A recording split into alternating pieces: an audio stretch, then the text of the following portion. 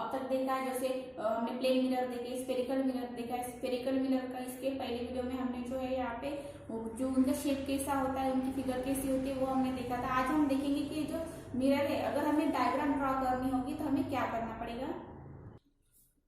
आज हम देखने वाले हैं ड्राइंग द रिफ्लेक्टेड रे। तो जो रे यहाँ पे जो है मिरर पे आके रिफ्लेक्ट होती है, तो उनको हम ड्रॉ कैसे करेंगे, जैसे कि आपको डायग्राम में भी दिखाई दे रहा है ड्राइंग द रिफ्लेक्टेड रे। तो ये जो है यम यानी ये मिरर है, ए से यहाँ पे लाइट आ रही है जो क्यू पे आके इंटरसेक्ट हो रही है, वहां से वो रिफ्लेक्ट हो रही है बी की तरफ, ऐसे यहाँ पे डायग्राम आपको दिखाई दे रही है। फिर यहाँ पे सी जो है यहाँ पे सेंटर ऑफ कर्वेचर है, पी यहाँ पे पोल दिया है, ऐसे आपको डायग्राम आपको ड्रॉ करनी है आगे। How do we determine the direction that an incident ray which takes after reflection from the spherical mirror। तो अभी यहाँ पे क्वेश्चन क्या है कि हमें कैसे पता चलेगा कि जो यहाँ पे जो रे इंसिडेंट हो रही है, मतलब मिरर के ऊपर वो जो है इंसिडेंट हो रही है, तो वो रिफ्लेक्ट कहाँ पे होगी, नीचे होगी, ऊपर होगी, स्ट्रेट आएगी, पैरेलल आएगी, तो हमें कैसे पता चलेगा। In figure 11.8 Yamyan is a spherical mirror and ray OQ is a incident on it। तो यहाँ पे जैसे मैंने बताया कि यमन यहाँ पे क्या है, मिरर है, फिर यहाँ पे AQ है जो है यहाँ पे इंसिडेंट हो रही है, फिर यहाँ पे जो है CQ is the radius and therefore it is perpendicular to the mirror at Q। तो ये जो CQ है ये यहाँ पे रेडियस ऑफ कर्वेचर है पूरी, तो इसलिए जो है यहाँ पे वो जो परपेंडिकुलर रहेगी Q को।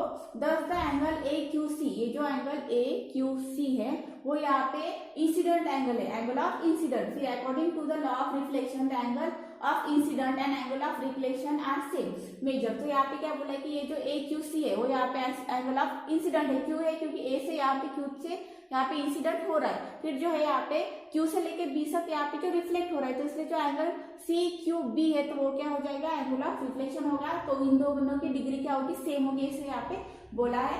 दस बाय ड्रॉइंग द रिफ्लेक्टेड रे, जो QB है यानी ये जो है रिफ्लेक्टेड रे है, and angle CQB must be equal to the angle AQC। तो इसलिए जब आप ड्रॉ करोगे तो इसलिए जो QB है वो AQ को सेम होनी चाहिए, और CQ जो है दोनों एंगल बन रहे हैं वो भी यहाँ पे इक्वल मेजर के होनी चाहिए। We can study the image produced by spherical mirror by drawing and ray diagram। जब यहाँ पे spherical mirror से अगर हम यहाँ पे जो कुछ स्टडी करनी है तो हम रे डायग्राम का इस्तेमाल कर सकते हैं। और रे diagram is a deflection of a path taken by the light. तो जो है लाइट से जो यहाँ पे पाथ यानी डायरेक्शन है, जो कोई रास्ता वो लेता है लाइट, तो उसके थ्रू हम यहाँ पे रे डायग्राम निकाल सकते हैं। To draw the ray diagram we use the following rules which are based on the law of reflection. तो यहाँ पे आपको कुछ रूल दिए, उनके ऊपर जो है यूज करके आप रे डायग्राम निकाल सकते हो। तो फर्स्ट रूल दिया है, if an incident ray is parallel to the principal axis then the reflected ray passes through the principal of focus. तो अभी यहाँ पे बोला है आपको जो है जो यहाँ पे रे आएगी, जो यहाँ पे रे आएगी वो पैरेलल प्रिंसिपल एक्सिस को अगर वो पैरेलल रहेगी तो वो कहाँ से जाएगी, बोल रहे वो फोकस से जाएगी। तो ये जो इंसिडेंट रे है और ये यहाँ पे पैरेलल है, ठीक है, तो ये पैरेलल यानी स्ट्रेट आ रही है मिरर के ऊपर, तो इसलिए वो क्या जाएगी, F फॉर फोकस। तो ये सेंटर ऑफ कर्वेचर, ये पोल, ये मिरर है, फिर ये जो F है तो F क्या है यहाँ पे, प्रिंसिपल ऑफ फोकस। तो जब भी यहाँ पे कोई रे इंसिडेंट रे जो है यहाँ पे प्रिंसिपल एक्सिस को पैरेलल होगी तो वो फोकस से होते हुए जाएगी, तो इसलिए ये आप डायग्राम निकाल सकते हो। फिर सेकंड रूल है, if an incident ray passes through the principal of focus of mirror the reflected ray is parallel to the principal axis. तो अभी इसका उल्टा है कि अगर कोई इंसिडेंट रे टेढ़ी आ रही हो और F में से जा रही है, F यानी प्रिंसिपल ऑफ फोकस से जा रही है, जैसे कि आपको दिखाई दे जो ब्लू वाली है वो इंसिडेंट रे है, तो वो F में से मिरर के ऊपर जा रही है, तो इसलिए जो है रिफ्लेक्टेड रे क्या आ रही है, यहाँ पे स्ट्रेट आ रही है, ठीक है। तो ये आप डायग्राम निकाल सकते हो। फिर यहाँ पे रूल 3 दिया है, if an incident ray passes through the centre of curvature of the mirror the reflected रे trace the same path back. तो अभी यहाँ पे बोला है कि ये इंसिडेंट रे है, तो इंसिडेंट रे अगर सेंटर ऑफ कर्वेचर से यानी C, तो ये C से अगर वो जाएंगी तो C से उसकी इमेज जो है रिफ्लेक्टेड रे जो है वो वापस आएगी, तो इसे उसकी पाथ क्या होती है, सेम होती है, यानी इंसिडेंट की भी डायरेक्शन सेम होती है, उसी डायरेक्शन से वो वापस चली जाती है। तो इसे आपको 3 रूल्स दे है, ये आपको आपके बुक में निकालने हैं, ड्रॉ करने हैं, okay.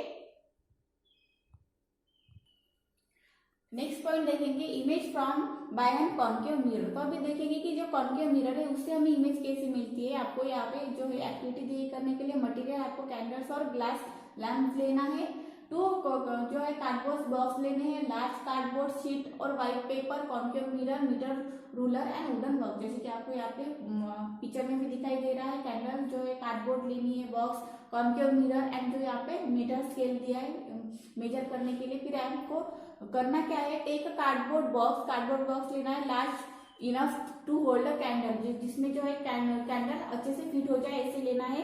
Cut off one side of the place and of candle inside, cut out an arrow shaped slide from one side also that we get a arrow shape like source. तो अभी आपको क्या करना है कि जो कैंडल है उसको जो है यहाँ पे कट करना है और एरो के शेप में कट करना है कि आपको जो है उसका सोर्स जो है यहाँ पे एरो की तरह, यानी कि जो बांड में जो एरो होता है ऐसे दिखाई दे। Make a screen of a size 20 to 30 centimetre by the sticking a white paper on the cardboard sheet and set up vertical with the help of wooden box. जैसे कि यहाँ पे व्हाइट एक जो है पेपर लगाया है कि उसके पीछे जो यहाँ पे कैंडल आपको दिखाई दे रही है कि जो यहाँ पे ये जो है वुडन बॉक्स यहाँ पे कैंडल है, फिर उसकी इमेज जो यहाँ पे आपको उसकी जो है परछाई दिखाई देती है। Fix the mirror vertically on the other cardboard by making a slide on the top of surface। तो ऐसे जो है आपको जो ऑब्जर्व करना है और यहाँ पे अरेंजमेंट करनी है आपको। फिर बाद में page the screen near the window and place a mirror in front of it such that the image of the sun or the some far away object from clear on the screen। तो आपको फिर क्या करना है कि उसको window की तरफ लेके जाना है और सन की जो है उसकी भी यहाँ पे जो हमें रोशनी लगेगी। Measure the distance between the screen and the mirror in this situation. तो अभी इस टाइम पे आपको जो है मिरर से लेकिन जो है यहाँ पे डिस्टेंस मेजर करना है स्क्रीन और मिरर के बीच का। This is the focal length of mirror. तो वो क्या हो जाएगी, मिरर की हो जाए यहाँ पे फोकल लेंथ हो जाएगी। Set the experiment as shown in 11.10 में, जैसे कि डायग्राम आपको दिखाई दी थी ऑफ पिक्चर। तो ऐसे आपको जो है डार्क रूम में ऐसे करना है। Place a mirror near to the zero mark on the metre scale. तो मीटर स्केल का जो जीरो मार्क था यानी जहाँ से स्केल स्टार्ट होती है वहां पे आपको मिरर को रखना है। Place the screen in front of it and place the light source in between the two, so the distance between the mirror and the source little more than the focal length of the mirror। तो आपको जो है scale इसके लिए use किया जा रहा है कि जो फोकल लेंथ जो है आप जो है डिस्टेंस जो है उसका कम ज्यादा आप ले सको। फिर यहाँ पे दिया है obtain a clear image of the source on the screen by moving the screen along the metre scale and the perpendicular to it. तो आपको धीरे धीरे क्या करते जाना है, जैसे कि ये आपने जीरो पे रखी थी तो फिर आपको कम कम करते हुए जाना है और जो है आपको अलग अलग इमेज आपको उसमें उसके शेप दिखाई देंगे। इमेज वही रहेगी लेकिन शेप जो उसकी बड़ी छोटी से दिखाई देगी वो आपको ऑब्जर्व करना है। The image will be inverted and larger than the source. तो वो सोर्स से क्या होती है कि जैसे जैसे आगे आगे हम लेके जाएंगे वैसे वैसे जो इन्वर्टेड बड़ी और लार्जर आपको दिखाई देगी। As the image is obtain on the screen is real image. और जो यहाँ पे इमेज आपको दिखाई दे रही है वो रियल इमेज है लेकिन उसकी साइज जो यहाँ पे बड़ी छोटी आपको दिखाई देती है। Now move the source away from the mirror so that the distance between two is greater than the twice the focal length of the mirror. तो वो जैसे कि यहाँ पे हमने अभी हमें जो फोकल लेंथ आपको टॉइस आपको होती हुई दिखाई देगी कि जैसे आप जो उसको उससे दूर लेके जाओगे। Get a clear image on the screen by moving it towards the mirror. The image is inverted and small than the object. तो अभी जो आपको इमेज दिखाई देगी तो वो कैसी होगी, छोटी आपको दिखाई देगी।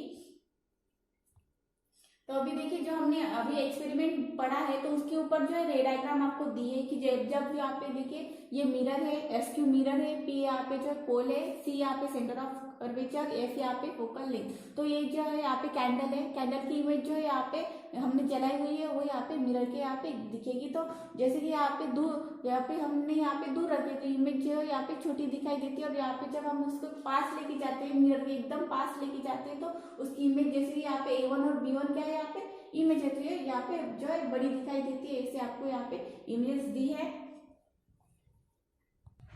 और यहाँ पे आपको एक्सप्लेन करके बताया कि इन 11 पॉइंट जो है ए है, मतलब जो है पहली वाली जो रे डायग्राम है an object A B is place between the focus. तो यहाँ पे जो फोकस पे यहाँ पे रखा हुआ था and centre of curvature of the concave mirror M N the incident ray A Q starting from the A and going through the focus F become parallel to the principal axis after reflection and the returns along the QR। the incident ray जो यहाँ पे AS थी वो parallel थी जो है axis को after the reflection passes through the focus। तो जैसे हमने रूल में देखा है कि वो फोकस से जाएगी and return along with the path ST it cut the reflected ray QR and point A dash।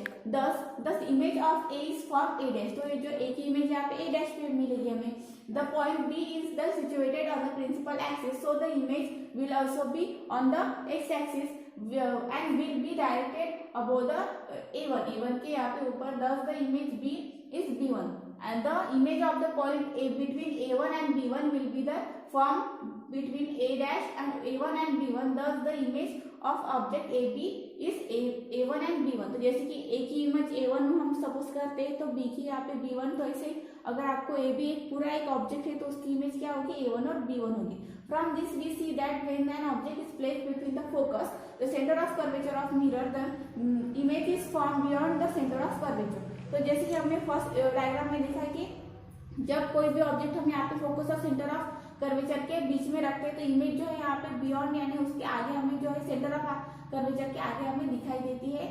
This image is a larger than the object and inverted, तो वो जो है यहाँ पे ऑब्जेक्ट से बड़ी होती है। As the reflected ray actually cross each other then the image is, जो यहाँ पे रियल इमेज जो है यहाँ पे जो स्क्रीन पे यहाँ पे ऑब्टेन हो जाती है तो वो रियल होती है। In figure 11.b, an object AB is placed between the pole and focus of the mirror। तो अभी जो सेकंड हमने रे डायग्राम देखी तो उसमें जो है जो ऑब्जेक्ट है जिसकी हमें इमेज चाहिए तो वो जो है पोल और फोकस के बीच में रखा हुआ था। इसकी वजह से द इंसिडेंट रे AQ is parallel to the principal axis and incident on the AS in its direction joining A with the center of curvature। तो इसकी वजह से जो है यहाँ पे जो भी यहाँ पे हमारी जो है इमेज यहाँ पे हमें फाइन हुई थी तो वो जो ए से ज्वाइन होती हुई जाती थी। The figure show how this ray get reflected and form image A1 and B1 of the object. This image is behind the mirror. तो जैसे कि यहाँ पे पोल और फोकस के बीच में थी तो वो जो है मिरर के जो है पीछे यहाँ पे हमें दिखाई देती है यानी इरेक्ट, और वो इरेक्ट एंड लार्जर होती है यानी बड़ी होती है। As the reflected ray do not actually meet, तो वो मीट नहीं होती लेकिन हमें दिखाई देता है कि इमेज क्या आ रही है, पीछे से आ रही है। जो अपीयर होती है come towards the behind mirror, the image is virtual image. तो ये जो इमेज है वो कैसी होती है, यहाँ पे वर्चुअल होती है यानी हमें ऐसे लगता है कि वो पीछे से आ रही है। तो इमेज जो है पीछे से आती है नहीं, वो जो है मिरर के ऊपर इंसिडेंट होते हैं वहां से रिफ्लेक्ट होकर हमारे आईज में हमें इमेज दिखाई देती है। नेक्स्ट जो है आपको एक बॉक्स दिया है कि आप ऑब्जेक्ट कहाँ पे रखोगे तो इमेज कैसी और कितनी बड़ी और हम उसको काउंट कर पाएंगे, यानी ऐसे यहाँ पे आपको बॉक्स दिया है।